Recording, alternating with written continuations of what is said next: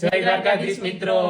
જો આજે મારા ઘરે મસ્ત મજાનું જમવાનું બન્યું છે ને જમવામાં છે કે ગુવારનું શાક.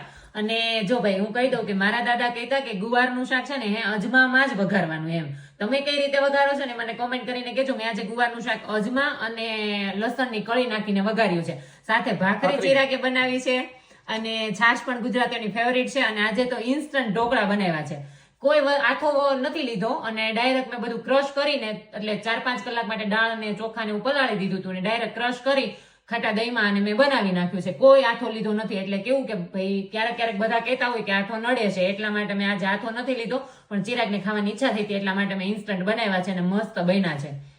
તો હમણાં ઓલી કોમેન્ટ મેં બહુ બધી વાંચી હતી, મને બહુ દાંત આવ્યા. થોડી કોમેન્ટ નું તો કે અરે કોમેન્ટ વાંચીને હસવું પણ એટલું આવતું હતું. કોમેન્ટ એવી હતી, એમ તો હું બધી તમને તો ન કહી શકું, પણ ભાઈ કોમેન્ટ બધી સારી જ હતી, પણ એમ કે હસવું આવે એવી હતી કે 2 કે 3 એવી કોમેન્ટ હતી કે તમે જર્મનીમાં જોબ કરવા ગયા છો, ખાવા ગયા છો કે વિડીયો બનાવવા ગયા છો. એટલે ભાઈ જો અમે છે ને અહીંયા જોબ કરવા બી આવ્યા છે, ખાવા બી આવ્યા છે અને વિડીયો બનાવવા પણ આવ્યા છે. એવું સ્પેસિફિક નથી, બટ એવું છે કે અમે આખો દિવસ જોબેથી આવીએ અને સાંજે ન્યા હોય તો ફેમિલી સાથે થોડી વાતો થાય ને ટાઈમ સ્પેન્ડ થાય. અહીંયા એવું આપણને કઈ હોય નહીં, 2 જણા હોઈએ એટલે આવીને જમવાનું બનાવીએ એટલે 2 જણા સાથે જમવાનું બનાવીએ છીએ અને વિડીયો પણ બનાવીએ છીએ એમ ફ્રી ટાઈમમાં.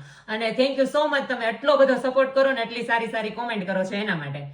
બીજો એવો વિડીયો હતો કે તમે હર વખતે કહો છો કે જોબેથી આવીને થાકી ગઈ છું અને ચિરાગે જમવાનું બનાવ્યું છે એમ. તો ચિરાગ જોબ કરે છે કે નહીં, ચિરાગે શું સ્ટડી કર્યું છે, તો એ તમને ચિરાગ કે છે જોબ કરે છે કે નહીં અને સ્ટડી શું કર્યું છે. હું જોબ કરું છું. સોમથી શુક્ર મારે જોબ હોય છે એટલે મારે જોબે તો જવાનું જ હોય. અને મેં બેચલર મારું મિકેનિકલમાં કર્યું છે અને માસ્ટર કર્યું છે મેકાટ્રોનિક્સમાં. તો મિત્રો અહીંયા મેકાટ્રોનિક્સની બહુ ડિમાન્ડ છે અને સારામાં સારું તમને વેજીસ પણ મળી રહેશે. હા, અને એ બી ફૂલ ટાઈમ જોબ કરે છે. એવું નથી કે હું એક જ જોબ કરું છું ને ખાવાનું બનાવે છે. એ બી ફૂલ ટાઈમ જોબ કરે છે, બટ એની કંપની મારે અહીંયાથી ચાલીને 7 કે 10 મિનિટ જેવું થાય છે. એટલે એ વહેલા જાય છે અને વહેલા આવતા રહે છે, એટલા માટે રસોઈ બનાવે છે. ને મારી કંપની થોડી દૂર છે એટલા માટે મારે થોડું લેટ થાય છે આવવામાં ને એમાં. અને બાકી બધી એ કોમેન્ટ આવે છે કે ભાઈ જર્મનીમાં કઈ રીતનું છે, આવવું જોઈએ કે નહીં. ભાઈ જર્મની બેસ્ટ છે. મેં આની પહેલા બહુ બધા વિડીયો પણ મૂક્યા છે, એટલે જર્મનીમાં કોઈ જાતનું ટેન્શન નથી ભાઈ, આવવા જેવું જ છે અત્યારે. અને અહીંયા એવું નથી કે ભાઈ બધાને જોબ મળી જ જાય છે, પણ થોડું લક બી ડિપેન્ડ કરે છે તમારા કે લક કેવા છે એના ઉપર. કેમ કે અહીંયા ખાસા લોકો જોબ બી ગોતે છે અને ખાસા લોકો જોબ પણ કરે છે એમ. અને રિસેન્ટલી આંકડો બહુ જ સારો છે કે ભાઈ બધાને જોબ મળી જાય છે, પણ અત્યારે થોડું માર્કેટ બધી જગ્યાએ એવું છે. એવું નથી કે મારી જર્મનીમાં થોડુંક માર્કેટ ખરાબ છે, એવું નથી, બધી જગ્યાએ છે એટલું તો.